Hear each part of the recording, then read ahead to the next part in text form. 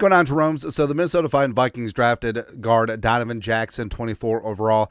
He's got size, he's got mass, he's got ass, he's got anchor, he's got movement skills, he's got everything, man. And basically, I understand, is drafting interior offensive lineman 24 a glamour position? No, but the Vikings certainly are suturing up the offensive line for protecting J.J. McCarthy and being able to run the ball. And he really is the missing piece of this Vikings offensive line, which is going to do great things moving forward. But of course, not everyone can be happy, right? There's some Vikings fans that are pissed off. Oh, you should have traded down.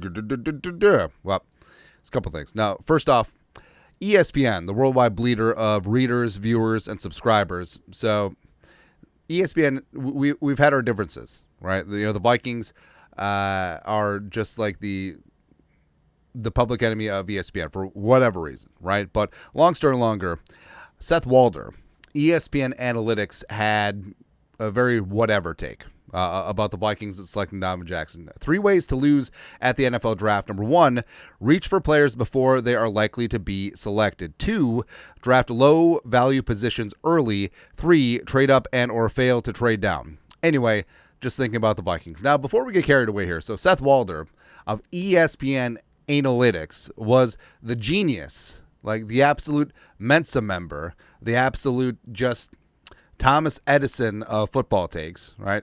He was the one who predicted the Vikings to go 4-13, end up with the number 1 overall pick. How'd that work out? But so there's a couple things here. Number 1, so from an analytics perspective, it's like what? So we should draft a high value position. So we should just draft a quarterback and wide receiver, back and forth. Is that what we're doing? Quarterback, receiver, edge rusher, over and over and over again, even though those positions with the Vikings are pretty well taken care of, right? And then it comes down to BPA, but not necessarily, right? In terms of BPA, in terms of needs, in terms of whatever, what were the Vikings missing?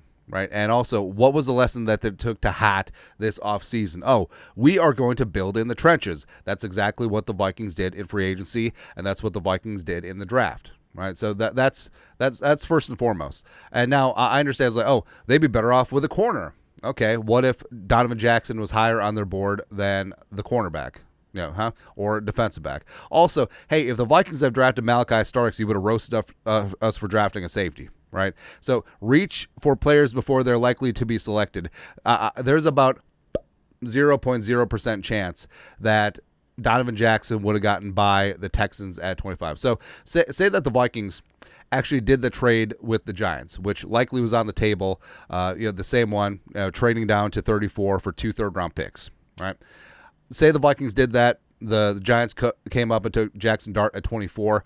I think there's a very, very, very small chance that Donovan Jackson, the pride of Houston, he's from Houston. He played with C.J. Stroud, the Texans quarterback, and the Texans offensive line is an absolute ground zero mess right now. Next to zero chance that Donovan Jackson gets by 25. So the notion that, well, the Vikings could have traded down because the mock draft simulator said that Jackson could have been available at 34, that dog ain't going to hunt. Logically, it just does not make sense. And then, number 2, draft low position values early. How is guard a low value position? Right? I feel like that's always in the eye of the beholder, right? Because what position were the Vikings lacking along the offensive line? What position was an issue last year? Even though, Brando struggled after Darrisaw went down.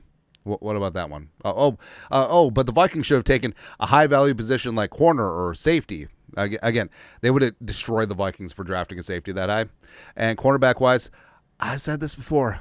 I kind of feel okay about the Vikings cornerback room. Oh, they should have taken another edge rusher. They should have taken James Pierce Jr. Maybe so, but where's he going to play? We would run to the same conundrum as Diamond Dallas Turner last year. But I'm mad at that. And 3, trade up and or fail to trade down. If the Vikings had done the Texans trade down for getting 34 and only 2 third-round picks, they would have been crucified as not getting enough in the trade down. Right, so it's just stupid. It's just stupid at this point. Where it's almost like he's reverse engineering ways to crap on the Vikings. And personally, me from a football perspective, I'm fired up because I do think that Jackson does give the Vikings a Super Bowl caliber offensive line on paper, on purpose.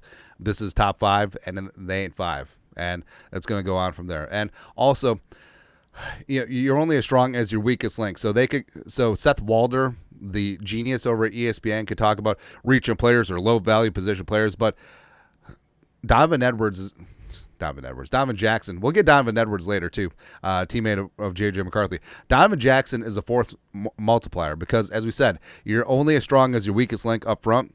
So Donovan Jackson is going to improve the run game up front, especially given his experience with outside zone. Donovan Jackson is going to improve protection for J.J. McCarthy, giving him a better chance to thrive. Oh, he's making the run game better. Oh, he's making the rest of the offensive line better. Oh, he's making J.J. McCarthy better. Oh, he's making this offense better. Oh, they're going to put up more points. Oh, they're going to win more games. Oh.